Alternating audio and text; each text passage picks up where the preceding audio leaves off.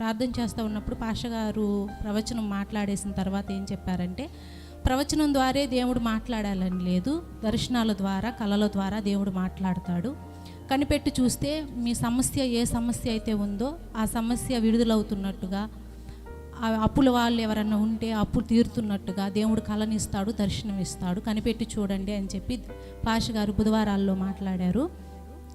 అయితే ఈ బుధవారాల్లో నేను ప్రార్థన చేసుకుంటే దర్శనం అయితే ఏం రాలేదు, కానీ దర్శనం ద్వారా కానీ కళ ద్వారా కానీ మాట్లాడు ప్రభా అని చెప్పి నేను ప్రార్థన చేసుకుంటా ఉన్నాను. అయితే నాకు ఒక కళ వచ్చింది. ఏంటంటే, మేము ఒక ఏటీఎం కార్డు తీసుకుని మా అప్పుల వాళ్ళ దగ్గరికి వెళ్ళి ఆ ఏటీఎం కార్డు వాళ్ళకి ఇచ్చేసి, మీకు మేము అప్పు ఉన్నాం కదా, దీనిలో ఇంత డబ్బు ఉంది, మీరు అప్పు తీర్చుకుని మిగిలిన డబ్బు ఏటీఎం కార్డు మాకు ఇచ్చేయండి అని చెప్పి వాళ్ళకి ఇస్తున్నాం. అది ఆ కళ వచ్చి పాస్టర్ గారికి చెప్పినప్పుడు పాస్టర్ గారు, దేవుడు ఖచ్చితంగా కార్యం చేస్తాడమ్మా, నువ్వు ఏదైతే అడుగుతున్నావో ఆ కార్యం చేస్తాడు, భయపడవద్దు, ప్రార్థన చేసుకోమ్మా అని చెప్పి ప్రార్థన చేద్దామని చెప్పారు. నేను అప్పటి నుంచి ప్రార్థన చేసుకుంటున్నాను. నేను వచ్చి ఈ మందిరానికి 14 సంవత్సరాలు అవుతుంది. ఈ 14 సంవత్సరాల్లో 7 బుధవారాల ప్రార్థనలో నేను చాలా కార్యాలు పొందుకున్నాను. సంవత్సరానికి ఒక కార్యం చొప్పున వేసుకున్న 14 కార్యాలు నేను పొందుకున్నాను. సొంత ఇంటి విషయంలో కానీ పిల్లల విషయంలో కానీ చాలా కార్యాలు. అయితే ఏమైందంటే, నిన్న లోన్ వచ్చింది, డబ్బులు వచ్చినాయి, అది అప్పులు కూడా కట్టాము.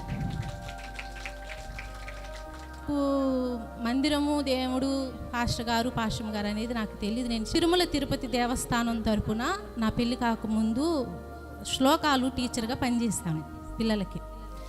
నాకు ఇది తెలియదు అసలు. మా వారు ప్రార్థనకి వెళ్ళేవారు, మాది ప్రార్థన పెళ్ళే. నేను పెళ్లి చేసుకున్న తర్వాత అప్పటి నుంచి నేను ప్రార్థనకి అలవాటయ్యాను. స్థలం కొన్నాము, ఇల్లు కట్టుకున్నాము.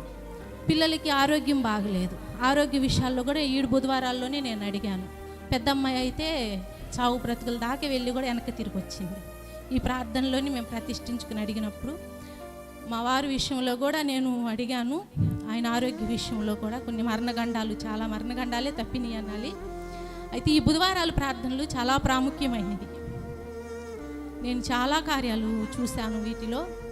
ఏది అంటే ఆదివారాలు కానీ ఏదన్నా ఒక పెళ్ళో ఏదన్నా కార్యక్రమం ఉండి మిస్ అయినా 7 బుధవారాలు మాత్రం నేను ఎప్పుడు మిస్ అవ్వను. అంత ప్రాముఖ్యంగా ఉంటాను. 7 బుధవారాల్లో దేవుడు చాలా కార్యాలు చేశాడు. ముఖ్యంగా ఈ కార్యంలో దేవుడు కొంతైనా అప్పు తీరేలాగా ద్వారాలు తెరిచాడు.